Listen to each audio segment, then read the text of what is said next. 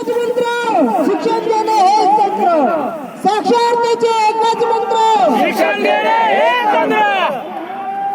आज मोठ्या तडबडीने खेड्यापाड्यातून इथे आपण सर्व एकत्र जमलेलो आहोत. जीवाची रान करून, जीवाचं कष्ट करून पोटाची भाकर मिळावी यासाठी आपण इथे जमलेलो आहोत. सरकारला एकच विनंती आहे की या देशाचं जो भवितव्य आहे तो म्हणजे शिक्षण, आणि जोपर्यंत गोरगरिबांना शिक्षण मिळणार नाही तोपर्यंत या देशाची प्रगती होणार नाही. हे शासनाने लक्षात घेतलं पाहिजे आणि हे शासनाच्या चांगल्या पद्धतीने लक्षात आहे. म्हणून या देशाची अधोगती होण्यासाठी या गोरगरिबांच्या मुलांच्या शिक्षणाच्या जिल्हा परिषदच्या शाळा कशा बंद होतील याकडे या शासनाचं लक्ष लागलेलं आहे. हे सर्वांना आता याची जाणीव झालेली आहे आणि जोपर्यंत याची जाणीव तळागाळातील लोकांना पोहोचणार नाही, तळागाळातील लोकांना होणार नाही, तोपर्यंत या देशाचे जे नागरिक आहेत ते रस्त्यावर येणार नाहीत. पण ज्यांना ज्यांना याची जाणीव होत आहे ते म्हणजे या 2 लाख विद्यार्थ्यांनी जी परीक्षा दिली त्या जाणीवेतले इथे बसलेले माझे 200-300 बांधव आहेत. विचार करा, आज आपण 2 लाख विद्यार्थ्यांनी TET परीक्षा दिली, त्यानंतर टेट परीक्षा दिली, अभियोगिता परीक्षा दिली. याचं काय झालं? मान्य आहे आम्हाला तुम्ही परीक्षा घेता, आम्ही खूप म्हणजे अनपढ आहोत, आम्ही अनपढ गवारी आहोत, म्हणून आमच्या 2 परीक्षा पास करून घेतलेल्या आहेत. पण ह्या 2 परीक्षा घेतल्यानंतर त्याचं काय झालं? आज निदान 900 रुपये 1000 रुपये आम्ही परीक्षेची फी भरतो, तर 900-1000 रुपयाच्या परीक्षेच्या फी मधून किती रुपये या शासनाने जमा केलेले आहेत याच्याकडे आपण पहिले लक्ष दिलं पाहिजे. कशासाठी परीक्षा घेतली आहे?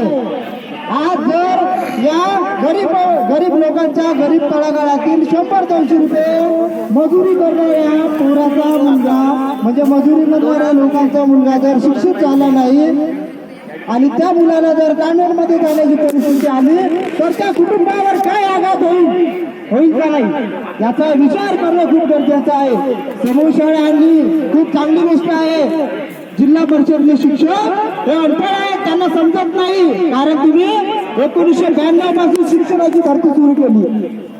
आज त्या लोकांना तुम्ही TET परीक्षा द्यायला लावत आहे, जे आज या 50 वर्ष 60 वर्ष शिक्षणाची सेवा दिल्यानंतर जे आता निवृत्त होणार आहेत त्या शिक्षकांना तुम्ही TET परीक्षा द्यायला लावतात. म्हणजे किती योग्य आहे? ज्याकडे पण आपण लक्ष दिलं पाहिजे.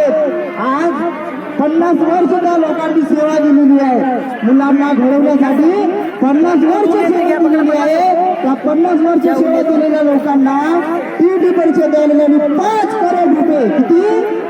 5 करोड रुपये जमा झाले आहेत. किती? 5 करोड रुपये फक्त 50,000 शिक्षकांचे.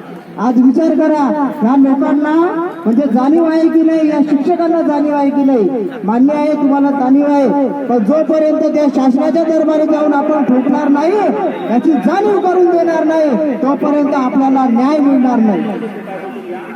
आज त्या गरीबाच्या मुलाला काय वाटत असेल, त्या गरीब लोकांना काय वाटत असेल? आज प्रत्येक ठिकाणी तुम्ही प्रायव्हेटायझेशन करून राहिलेले आहात, आज कंत्राटीकरण करून राहिलेले आहात. याचं मूल मंत्र काय आहे? याचं मूल मंत्र आहे शिक्षणाचं बाजारीकरण करणं.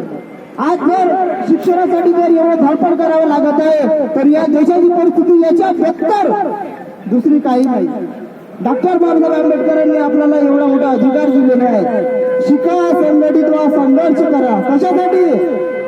तर आपल्याला आपला हक्क न्याय मिळवण्यासाठी, आपला हक्क न्याय मिळवण्यासाठी लढावं लागतं. या देशामध्ये, या महाराष्ट्रामध्ये अशी परिस्थिती आज निर्माण केलेली आहे. शासनाला याची खंत वाटायला पाहिजे आणि इतक्या पद्धतीने प्रत्येक स्तरावरती परीक्षा घेतल्या जातात. त्या परीक्षा देत असताना इतके वेल ग्रॅज्युएट 2010 पासूनचे मुलं इथे बसलेले आहेत. 2010 पासून फक्त 2 परीक्षा झालेल्या आहेत. विचार करा, या 15 वर्षात या महाराष्ट्राची काय परिस्थिती असेल, या शिक्षणाची काय परिस्थिती असेल. आज जर या 15 वर्षामध्ये 2 वेळा जर शिक्षण भरती होत असेल तर याच्यापेक्षा दुसरं दुर्दैव काही नाही. आणि अजून पुन्हा आत्ताच 8 दिवसाआधी TETची परीक्षा झाली, पुन्हा आपली टेटची परीक्षा होईल, पुन्हा 10 करोड रुपये जमा होतील. फक्त आपण आपल्या खिशातले पैसे भरण्याचं काम करत आहोत. पण या गोरगरीब लोकांना, अरे आमचे मुलं काय जिल्हा परिषदचे एवढे अनपड आहेत का? त्यांच्यामध्ये कलागुण नाहीत का? सर्वात जास्त आतापर्यंत जर रेशो बघितलं तर जिल्हा परिषद मध्ये शिकलेला मुलगा हा आयुक्त झालेला आहे, कलेक्टर झालेला आहे, क्लास अधिकारी झालेला आहे आणि आता पण होत आहे. पण आमची गुणवत्ता ढासळत आहे. का बरं? याच्याकडे लक्ष देणं गरजेचं आहे. आज तुम्ही एका शाळेमध्ये एक शिक्षक ठेवलेला, किती? एक शिक्षक. तो शिक्षक शाळा पाहतो, तो शिक्षक मुलांना शिकवतो, तो शिक्षक आपल्या सर्व घरगुती कामं करतो, ऑनलाईनची कामं करतो. कोणती गुणवत्ता त्या जिल्हा परिषदेच्या शाळेमध्ये राहील का? मग याचं बाजारीकरण कोण करत आहे? शासन करत आहे. या शासनाला या गरीब जनतेला पुढे जाऊ द्यायचं नाही. याच्यानंतर दुसरा डॉक्टर आंबेडकर जर बनला तर यांच्या पोटावर काय पडेल? हे शिक्षणातून आपण शिकू शकतो. शिक्षणाशिवाय दुसरा काही पर्याय नाही. ज्ञानाच्या पुढे कोणीच नाही. तुमच्याकडे जर गरीब लोकांकडे ज्ञान असेल आणि तुम्ही जर सुशिक्षित झाले तर या जे आमचे राजकारणी लोक आहेत, आमचे जे मोठमोठे लोक आहेत, त्यांच्या पोटावर पाय पडेल हा दृष्टिकोन त्यांच्या मनामध्ये आहे. त्याच्यामुळे आपण जागृत होणं गरजेचं आहे. आज जे झोपलेले आपले मुलं आहेत, आपल्या मुली आहेत, त्यांना उद्या इथं खिचून आणा. आज जर आपण 1000 आहोत तर उद्या 10,000 इथं आपण जमा झालो पाहिजे, एवढी तुम्ही खबरदारी घ्यायची आहे. आज 100% शिक्षण वरती होत नाही. का बरं? याच्या खिशामध्ये काय पैसे नाहीत का? आज इतक्या पद्धतीने जीएसटी जमा केली जात आहे. प्रत्येक वस्तूवर आपण कर लावत आहोत. त्याच्यामधून किती पैसे जमा होत आहेत? आणि इतक्या पद्धतीने जर या गव्हर्नमेंटकडे शिक्षणासाठी जर लोकांसाठी पैसे नसतील तर याच्यापेक्षा दुसरं दुर्दैव काही नाही. आज जर त्या शिक्षणासाठी जर लक्ष दिलं जात नाही आहे, गुणवत्तापूर्ण, नंतर आपण म्हणतो की त्याला भौतिक गुणवत्तेचं शिक्षण आमच्या मुलांना मिळावं. अरे त्याला गुणवत्तापूर्ण शिक्षण मिळण्यासाठी त्याच्या कलागुणांचा विकास होणं गरजेचं आहे. त्यासाठी तुम्ही क्रीडा शिक्षक, कलेचं शिक्षक त्यामध्ये समाविष्ट करणं गरजेचं आहे. त्यानंतर तुम्ही इतर जे पदं असतात ते पदं भरणं गरजेचं आहे. तेव्हा त्या शाळेची गुणवत्ता टिकून राहील.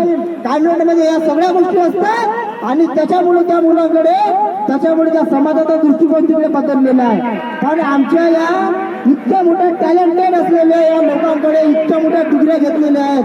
आज 15-15 वर्ष डिग्री घेऊन घरी बसलेले आहेत.